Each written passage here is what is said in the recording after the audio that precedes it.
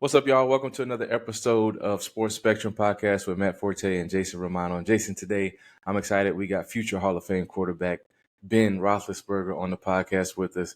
Ben, what's up, bro? Hey guys, how you doing? Good, good. Excited to talk to you, man. Let's start with this. I haven't, maybe some other people have, or you've shared it some other places. I haven't heard your testimony, any of it. So, can you just, obviously testimonies could be long, but a concise version of your testimony and how did you come to be a believer in Jesus Christ? Yeah, it's funny because I have a dear friend of mine who is co-host my podcast that we do. That he always says that you've got to have a 30-second, a 90-second, a 5-minute, and a 1-hour testimony. Because if you're on the elevator with someone, you only got a couple floors, you got to get it out quick, right? I won't give you the 30-second, but I won't give you the 1 hour. I'll give you like the 1 or 2 minute. I grew up as a believer, grew up in the church. My parents, it was church every Sunday. You weren't going to sporting events on Sundays unless you went to church. And if you wanted to do something Saturday night, you better be at church Sunday morning. So grew up in a great house that way. I think then when I went off to college, I think I've said many times that when you go away from your home, your family, your home church, now you're on your own, right? You go to college, and if you go, especially if you go far away from home, you have to make a conscious effort to choose to follow, right? Because now you're on your own. No one's telling you have to go. No one's telling you that you've got to, after a Saturday football game, like you're beat up and stuff. It's like, I don't want to go today. I don't have to go, right? So I think you have a choice to make when you go to college. Like, do I want to continue to follow, or am I going to just kind of do my own thing? Just because you do your own thing, I tell people, it doesn't mean you're not a Christian anymore. It's just you're not actively pursuing and following and trying to build a relationship with Jesus Christ. I think I've never lost my faith, but I wasn't actively pursuing when I got to college. I was still praying and maybe in the Word every once in a while. I'll go home, go to church, things like that. So I would say that I had a college coach that said, you're either improving or deteriorating. You're never staying the same. So in that sense, I would say I was never improving my relationship. So at the end of the day, I was probably deteriorating my relationship because I wasn't striving to get better at it. And then the same thing happens when you get drafted. You go to a new team, a new city, and you got the same decisions to make. You got to do all the same things. So for that block of time of my years at college, and then when I kind of first got in the league, it just wasn't really actively pursuing God. Never lost faith, never anything like that. Would go to chapels and do some things like that. But I think probably in the last probably 14, when I married my wife, she's helped me be better. She's always pursuing, always growing and getting better. And so I think she challenged me to be better. And so I would say the last probably 14 or 15 years, I've really dove in to studying the Word, to building my relationship every day. And so, there's the long story short is that's kind of my testimony, and again, never not been a believer. Just I've focused more recently. I say recently, I guess 15 or so years on really improving my relationship with Jesus. Yeah, me and you have similar paths. I mean, I grew up in the church as well, and when you get to college and you are saturated in football, and kind of when you get to the league too, it encompasses all of your life. Like if you want to be at the top of your game and not be, obviously NFL is not for long, but we ended up playing decades and beyond. Yourself, 18 years. That's almost 2 decades. That's amazing to play. And you kind of get entrenched in that, and it kind of pushes God out at a little bit, but Yeah. He's so gracious that I look back, he gives us a lot of grace to actually continue to seek him. Yeah. And in the same aspect, my wife helped me to like challenge me and was like, nah, we need to learn and read the Bible more. But when it comes to being a Christian, and then when it comes to the part of when Jesus commands us to make disciples of all nations, how do we wrestle with that? Is there a difference between being a Christian and actually being a disciple of Jesus? Interesting. I would say too, Matt, going off what you just said about being entrenched in football, that's one of the hard things that I appreciated my role as a Christian and athlete kind of changed as I kept playing. Where football, like football is who I was, right? I mean, and it has to be. That when you get there, you have no choice but to give it everything you have. And then as I got more mature in my faith and more mature as a football player, I realized, okay, football is what I do. It's not who I am. I think so I try and really talk to the younger guys and talk. People ask me questions about it. I try and remind people like football's it's what you do. It's not who you are. But it's hard to tell younger guys coming in the league that because I was there and I understand what they're doing. Like they're trying to make it. They're trying to like give it everything they have. And some guys are obviously different. If you're a first, second rounder, like you're most likely going to be on that team. You're going to make it and whatever. Some guys are late rounders or free agents. Like they don't really a lot of times have a choice, but to literally give everything they have and make it all about football.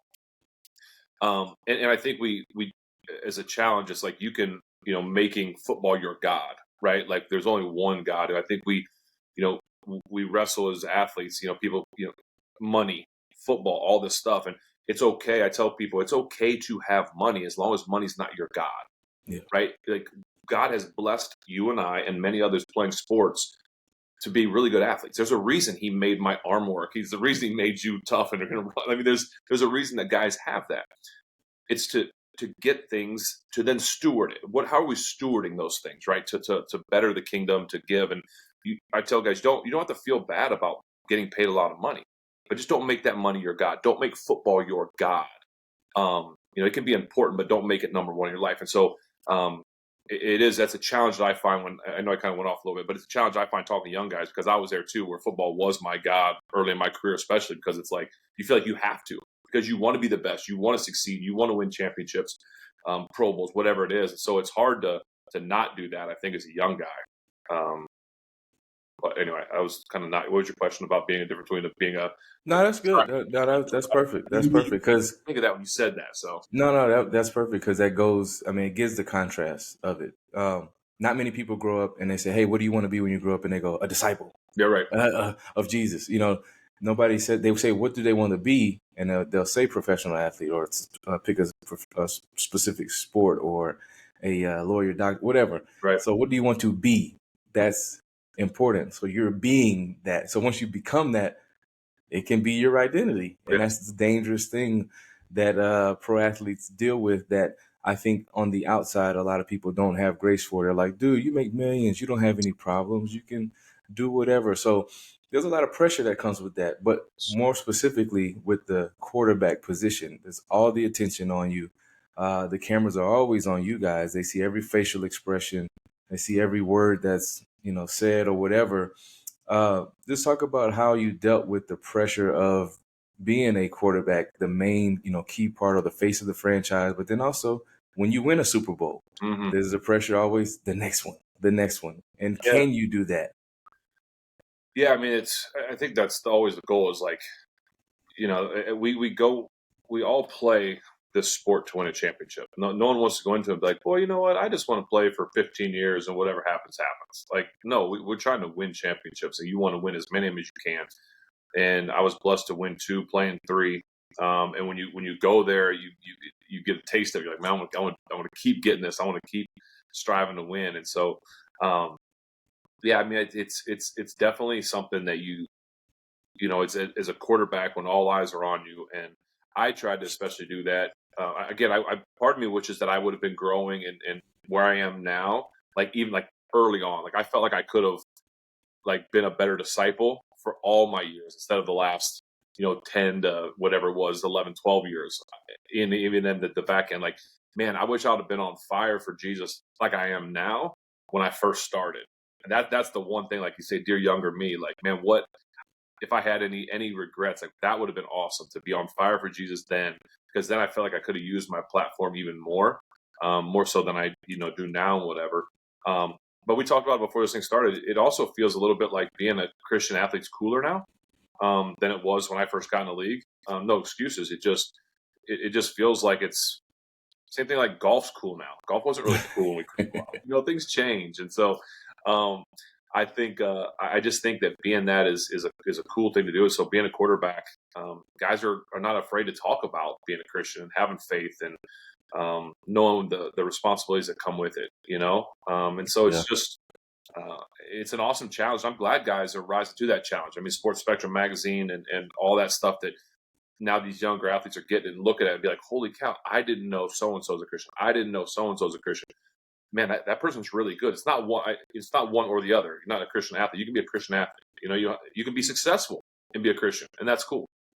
Yeah, and that's one of the things. As I am in the same space as you, being retired from the league, I felt like, man, if I had this perspective right now, or had more spiritual growth as I was a young player that I do now, I could have been so much more impactful with that platform while playing or in the locker room. But it's almost like a thorn in your side where the Lord uses even that. And it's like, well, now you feel like that. How about we, give back to the next generation so that they don't feel that at the end of their career, that they can use it. So, Yeah, the key is um, to not miss it now. Don't uh-huh. don't miss it now. Like you didn't do it then, I didn't do it then, but don't miss it now. Don't be like, oh, too late. I should wish I would have. Like, no, now it's time to just let's go. Let's pick it up. Yeah. So speaking of the quarterback position and how important that is on a team, it's become a thing, especially when we talk about organizations. They got to get that quarterback, and it's a hard thing. Like, the draft process and the recruiting process, the scouting process is definitely not foolproof. You got first picks of the draft that are bust. You got guys who are undrafted free agents that become Hall of Famers. So there's a lot of wiggle room in between there. But when it comes to picking quarterbacks, teams just seem to, specifically, I'm going to talk about my Bears. We struggle. We struggle with doing that. But I'm interested to see a future Hall of Famer quarterback to say, what's kind of the state of the quarterback position in the NFL right now? Man, it's funny because and I never want to come across like the guys aren't the same, but I think like when I was playing in kind of my prime, it was like myself and Brady and the Mannings and Breeze, Rogers was doing. I mean, there was there was some I would say some guys. I mean, those are all Hall of Fame guys, and Rivers and stuff like that. And I don't. And now it almost feels like as you're watching, it feels like sometimes from an outside perspective that teams are just like closing their eyes and throwing a dart at a dartboard and be like, oh, we got a guy, let's pay him a ton of money because he's going to be good and we have no choice but to just make him our franchise quarterback. And it's like, are you sure? Like, are you sure that that's what you're going to do? But it's like they can't. You realize how important the position is because it shows how important the position is because teams are they're so scared to not have a guy that they're willing to just throw anything at anybody. I think I made this comment recently because I talking about the draft and Shedeur Sanders falling and all this stuff that happened this year in the draft. And people were asking me, why do I think this happened? And why do I think quarterbacks fall and all this other stuff? And not just for quarterbacks, but it comes into play. But players in general, I think the NIL is hurting players in the sense that, this is just my opinion, that you're getting paid now in college. You're getting paid a lot of money. We used to joke when guys came to the league, like when they came from big schools, like, oh, you're taking a pay cut to come to the league? Like, joking. But now some players are taking Now it's true. It's true. But I think what it does, I think what NIL, and I'm not saying all NIL is bad. Some of it is good. You saw the story of our first round pick this year that uses NIL money to get his mom a wheelchair accessible van. Like those things, like that's a great story. But I think what it does is it's taking the love of the game away. Because now in college, like before, you had to you had to love getting up for 2 days, and you had to love to get up at 5:00 in the morning to run and lift and do and take a beating 2 days. Now, like literally, you had to love it. If you got like out to Miami, Ohio, man, all I got was a food card, like to get free food. That's all, and books. Like it was nothing else. And so you better have loved it. And now it feels like that love is taken away a little bit because they're getting paid. So now it's like it has turned into a job. And Matt, you would know this, and I tell people all the time, when you go to the NFL, like everyone sees this, like from the outside world, it's like, oh, it's glamorous. You guys only do Sundays or Monday. It's game days, the only day that you guys do anything. I'm like, wait, hold on. We're 5 to 6 days a week, sometimes 7, and it's 6:00 in the morning, 6 or 7 in the morning till 5:00 at night, and everyone's it's not like it's only on Sundays. And so I'm like, we would go to work. Sunday was fun. Monday through Saturday was not fun. Like there's nothing fun about our job. And the game day was fun. So you were even in the NFL, you were working, but you were getting paid to work. I think what it's doing, again, I think the NIL is taking the love of the game away. So when guys come to the league, now as I'm looking at this player A, player B, I might go with player B that maybe isn't as good, but has the heart and the desire and the love of the game over player A who might be a little bit better, but just they don't feel like a love of the game. for instance, the Steelers took Will Howard in the 6th round this year, quarterback, Ohio State national champion. He gets drafted 6th round, and tears are pouring down his face because his dream of playing the NFL. Now he did like the Steelers a little bit too, but his dream of playing in the NFL has been at least he has a chance. Doesn't mean he's going to make it 6th round, but he's like excited about it.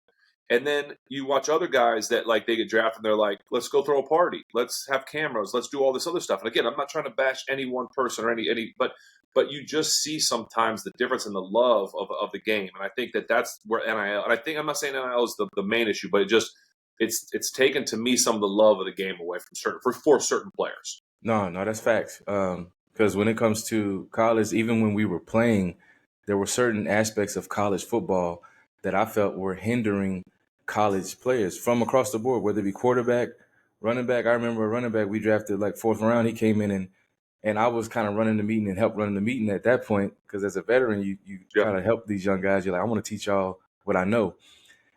And he put 12 guys on the field, and I'm like, you can't draw this front, and especially on offense, you should know we have 11 guys on offense, 11 guys on defense, and then when it comes to the quarterback position, like they were making it so easy for them, whereas in the headset, they're telling them this, they're telling them what to do. You can't do that in the league all the time, where you're going to have to learn how to read defenses and blitzes and all that stuff. So I feel like that has gone into it. Well, but then, yeah, go ahead. Go ahead. No, I was going to say, because people ask me why I think the state of the quarterback has gotten like they're not as good. I think that there's something to be said about getting in a huddle, looking your guys in the face and be like, hey, guys, it's 3rd and 1. I need 1. Or it's 4th down, guys. Listen, and teams don't huddle in college anymore. It's all let's look to the sideline. Coaches are changing plays. We're clapping. We're doing all this stuff. There's something to be said about getting in a huddle and being close to each other and being like, hey, boys, listen, this is what it's about right now. Like it's the end of the game. We're about to do a 2-minute drive, whatever it is. That's lacking in the game too, and the college game has taken that away from the players. And so that's my biggest gripe with college football is that the you're taking that away from the quarterback. The quarterback is such an important position, especially at the next level, that you are the leader out there. You're the mouthpiece from the coach. You're the guy that the guys that I've not been in that huddle. You've been there where guys look at you like almost lost looks, like, what, I need something, and you're there to give them that, and that's the pressure that quarterbacks that's been put on us, that I think we put on ourselves, and I love that part of it. But if they don't ever do that, then how do you teach a guy you can't really teach a guy how to speak to other men and encourage and build them up and get them fired up to go if they've never done it. Yeah, and I just think it's so hard. I think we're taking that away from young men at that level. And going back to just what you said too, like, say if you would have screwed up in college and a coach said, "Hey, go run," you're going to go run.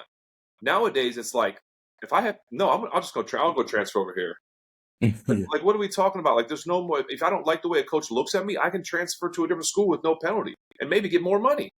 Like, there's just something like we're not.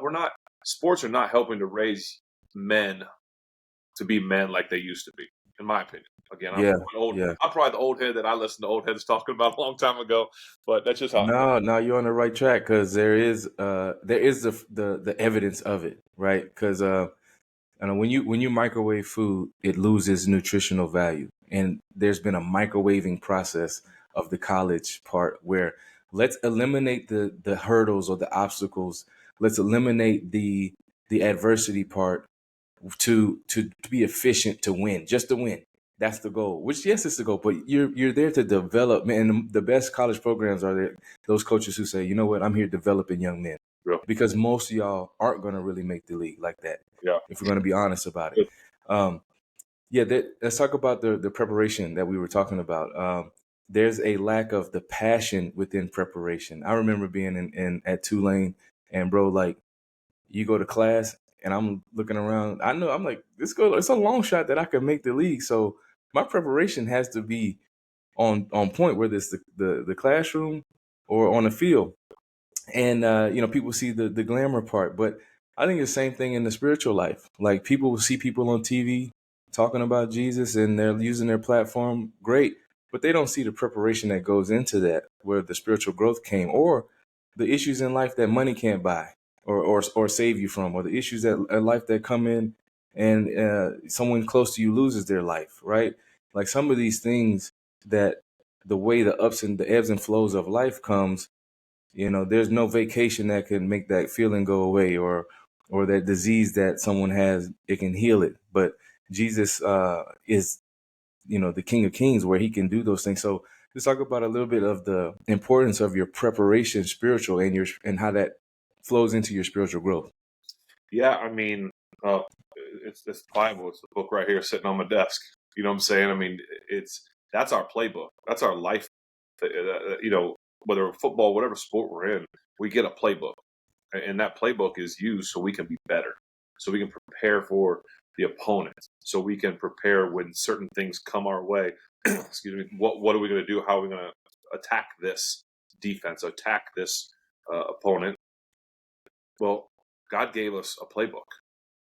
And the playbook isn't let's just pray and ask God, what do I do here? I mean, yeah, of course we should always ask for, but he gave us, like, we have it written down. Like, we have a playbook to compete against the enemy. And I think that's where that's where the preparation starts, is getting in the Word, understanding when challenges come our way. What do I do? Well, yeah, you pray, but you get in the Word. And so that's, to me, the biggest preparation, and where I've really grown and started doing more was being in there, studying it a little bit. Not just, I think some people do that, the blind faith. Let me just open the book and God's going to talk to me on this page. No, we're meant to study. Now, when we got a playbook, it wasn't like, let me just look at the picture. Okay, it's called this. Here's the picture. Here's what we do. Okay, next, here's the picture. It's like, no, let me study this. Okay, for me, it's like, okay, I need to know. Okay, I see what the running back's doing. I see what the line's doing. I see what the tight end, the receiver. Okay, I'm going to study that play. I'm going to take home and study it again. I'm going to look at it on film. I'm going to study it again. That's what we should do. We shouldn't just read. Let's not just read the Gospel of John and be like, oh, got it, done. Like, no, that's not what it is. That's flipping through the pages and not really studying it. So to me, the preparation comes from studying the playbook that has been given to us. Yeah, that's so good, because there's a lot of parallels. I mean, we watch film on the screen, Yep. and then we got the playbook where we're reading or looking through the plays. We got walkthrough, so that we can actually experience in slow motion what that's like. Spiritual life got to be the same. Like, and God is gracious with us to let us walk with us through certain things, to say, look, I want you to learn this lesson. And if you're not going to learn it, unfortunately, we're going to stay in this lesson for a long time. But Yep. I know growing up, and especially like in college and stuff, I was one of those guys that was just a receiver. I'm like, I just want to go to chapel, somebody preach to me, see what I can glean from that. But I didn't really get into the Word. I didn't have a desire to, like, Yeah. open it up. And then God has changed that desire. And I'm like, every day I feel like my day does not go right unless I open that up first, or pray and then open up the Word of God. How has God changed your desire or desires in the way that you were living, and how you currently live? Yeah, I'm like you. Like, I've asked for it. I think we have to ask for that too sometimes. I think it's not like all of a sudden God's just going to give us a desire to read or study it. Like, He might, but if we need to ask for, I believe that we need to ask for it. Like, hey God, if I'm not feeling it, hey, give me a desire to study Your Word, to hear from You, to whatever it is. And I think that's really taken a hold of me in the last couple months, where I went from doing like some devotions and doing some reading of the Word and this, that, and the other, to like I'm truly excited every day, to, like, I'm working through Matthew right now, and I'm just like, I got like my Bible set here, I have my laptop over here, I'm doing logos on the computer here, I'm doing all, and it's like I'm going through all this stuff, and it makes it like I'm actually enjoying it, and it's fun. Like, when you find something, like, you could, we've all read the Bible and we all know passages, and we can, but to me, it's so much fun when I'm reading through something. I'm like, holy cow, how did I not pick that up the other times? Or, when God just like lights something else, or you figure something. To me, it's actually, I'm enjoying it. I'm not a school person. I was the guy that got by. How can I be eligible to play sports? That's what I did. I'm unapologetic about it. My wife's in seminary right now, and now she's trying to figure out another way to, like, she just doesn't stop, and she loves it. I'm not that person, but that's why it's so, like, I always say, like, I never say just it's some reason. God has put it, the Spirit has gotten in me to the point where I'm like, I am actually enjoying studying. I'm taking notes. I go, I don't take notes. Like, this is so, it's fun what God can do when you ask for it. I asked him to give me a passion for the word and to get in it more into my playbook. And I feel he's done that for Yeah, that's so good because when you experience God, like the authenticity of Jesus Christ, when you come into like if you see in the Bible, you read it, everyone who came into, like, they saw Jesus for who he really was, they automatically started worshiping.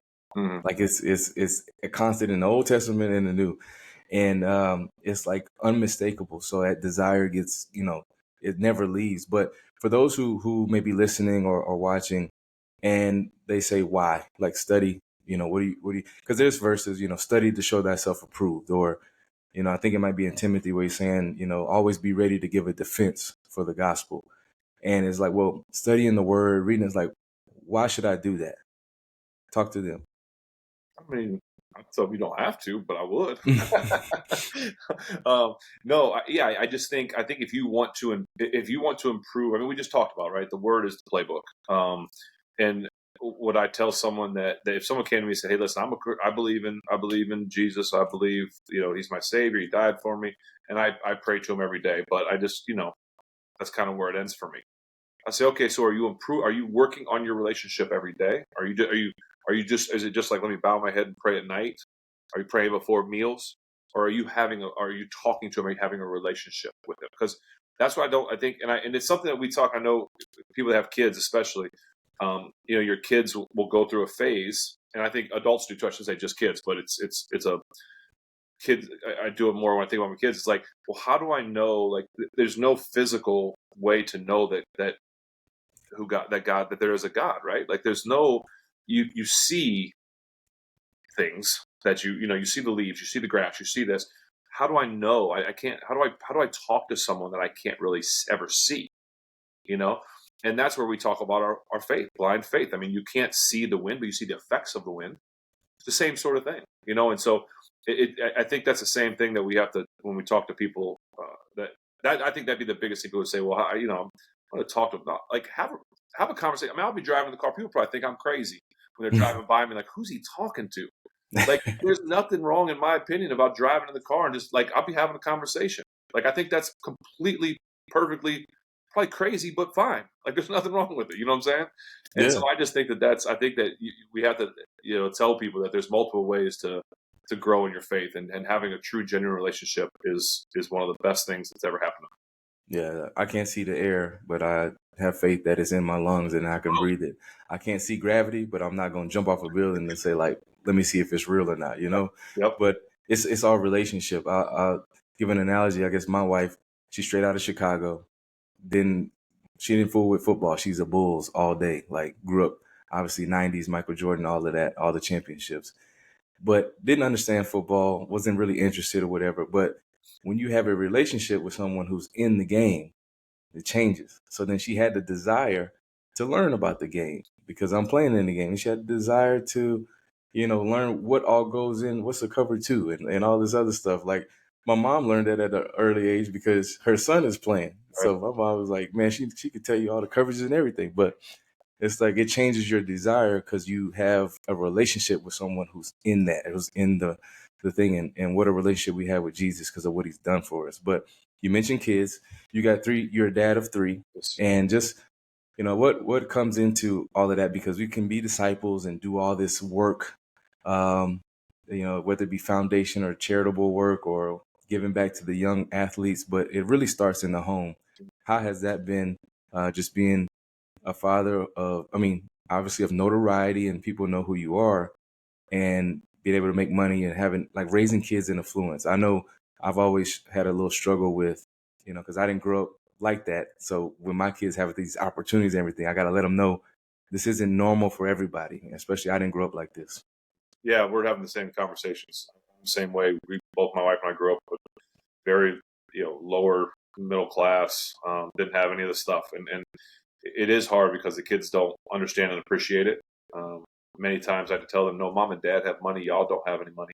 Whether it's in your piggy bank. But I think the biggest thing that what we found is the best thing is showing them how we steward our money. Yeah, we have things, but we also give a lot. And that's what we just kind of started to bring them in. We're 12, 11, and 9, and we really just started to bring them in on our family giving plans and stuff like that, so they can actually, we talk about like our donor advised funds, a big pot, how can we give out of that pot? Like we break it down to how we do certain things. So it's been fun to bring them in and have each one of them pick something that moves their heart. Like that's what affects you, what moves you, not just something you want to do, but what moves you. And each one of them just picked something that was awesome for whatever reason. And so it is tricky to have kids that they don't understand. I mean, it's if I was growing up and I left my baseball glove at the baseball field and it was gone, I didn't have a glove. I mean, there's nothing I can do. And if my kids do that, I feel bad because I'm like, okay, well, you don't have a glove now. But then they're like, well, how am I going to play? And I'm like, yeah, that's a good point. But I'm like, like a week or something, I don't make them go without a glove, and they realize that it's. But then it's like you can give them one, so you get them a glove or whatever. You know what I'm saying? So it's definitely tricky, but I think the best that we can do is just continue to show them how to steward, how to give. Yes, God has blessed us, and we like I said earlier, we don't make money an idol for us. We try to be very generous, and we want them to see us being generous. We want them to be generous, and I think that's just the best way. That like, okay, yeah, God blessed us, but now how can we bless others? Yeah. And I want to talk about transitioning out of the NFL because, to be honest, a lot of us who do, whether it be a short or a long career, I think the longer sometimes it's the more challenging because it's something that you've done for such a long time since a kid, and it's the only thing. I know you're probably like me. It's the only thing you wake up in the morning. You're like, I know I'm good at this. I know I can do this, and I know I can do it better than most people. But then when that's over, right? You have a transition out of that. How has that been? And I'll get to the next question after that. But yeah, how has your transition out of the sport been? Yeah, I've been very fortunate. 18 years, and that's just in the NFL. Obviously, and you add in your 3 years of college. I mean, been playing football for most of my adult life, or most of my life, period. And I was, after 18 years, I was ready to be done. I knew when my last year was going to be. I knew I was done, and this was going to be it. So that helps a lot. I was able to go out on my own terms, which not everyone gets to do. I was able to do that, which helps. Having 3 young kids, I think, helped because they saw me play and knew me playing, but I get to spend so much of their life now being home. I think where it can be tricky for guys to get out of the league is the abruptness of ending, of doing one thing, having structure, right? We have meetings at this time, meeting at this time, lunch at this time, meeting at this time. I'm a very much of a laid back, like I enjoy not having a schedule. I mean, I enjoy being like, oh, what do I want to do today? Okay, I'm gonna go do this. I'm gonna do this. I'm like that a lot, which I like. I think people can struggle with that. I think people can struggle going from like having your own time most of the day, being at practice, to coming home, and then kids, if they have kids, are pulling at them. Maybe a wife's pulling at them. My wife and I, she does a great job. Obviously, her being in seminary now, I'm like her personal assistant, so I'm like just doing everything she wants me to do.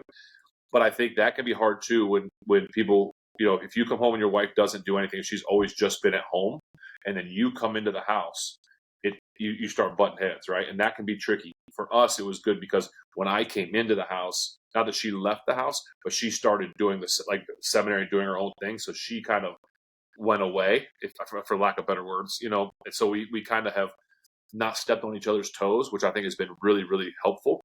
As she's wrapping up seminary into the next year, she's kind of talking like, okay, what's going to happen now that I'm done? We'll be both here and whatever. And so new challenges, but I think for me, it's been a really blessed transition for those reasons that I said. I don't think everyone gets that, but I did, and I thank the Lord for it every day.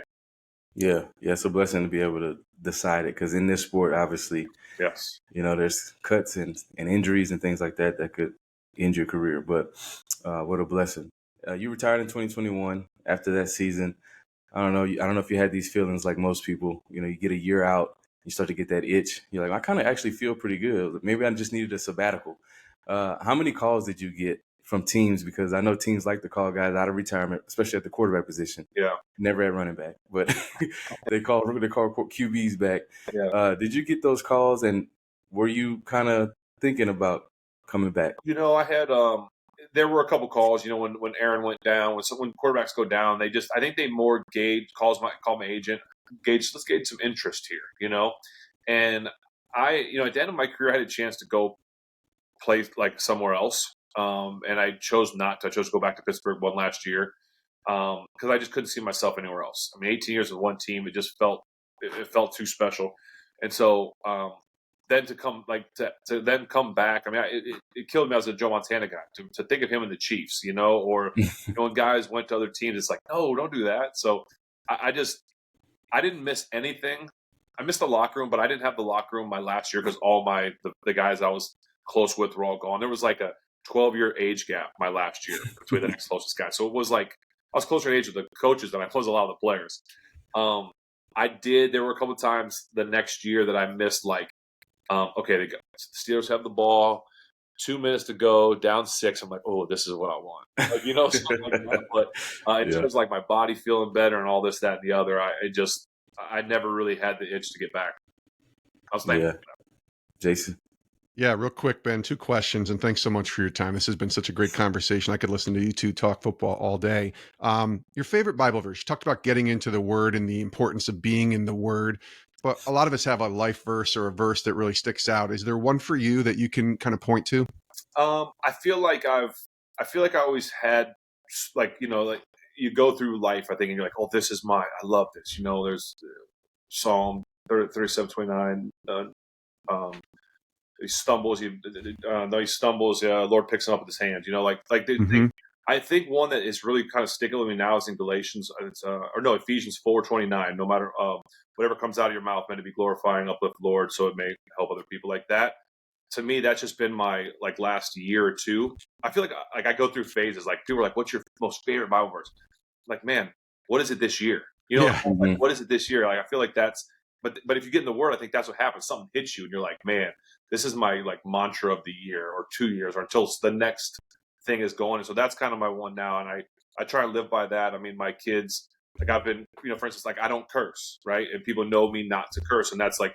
Some people not make fun of me for it, but like, oh no, hey, watch out, don't. Y'all can say whatever you want.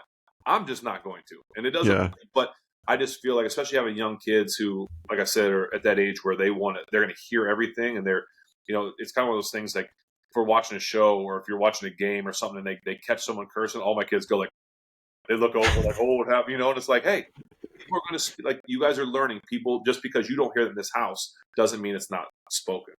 But I tell them, like, listen, that's pretty cool.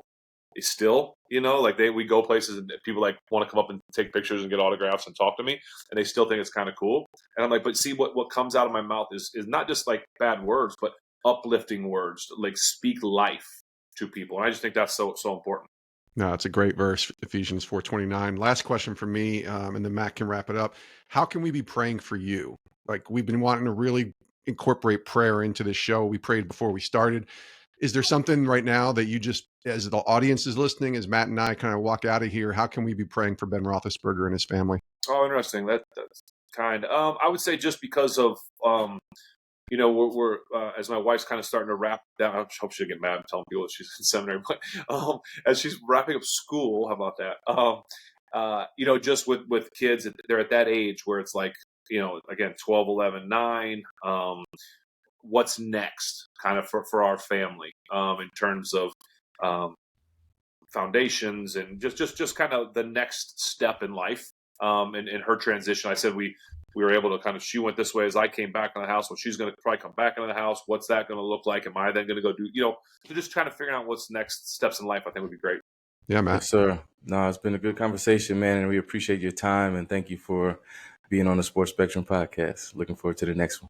Thank you guys for having me. I appreciate you. And thanks for all the work you guys do. I mean, from the magazine to this, it's such an inspiration. My son loves getting the magazine and looking through it and seeing who's the cool athletes that are actually Christians too. So I appreciate all the work you guys do and helping the next generation, helping dads help kids into the next generation who is the next cool athlete. So thank you for that. Hey, thanks for watching Sports Spectrum here on YouTube. You can click our next video, or you can check out our website, sportsspectrum.com.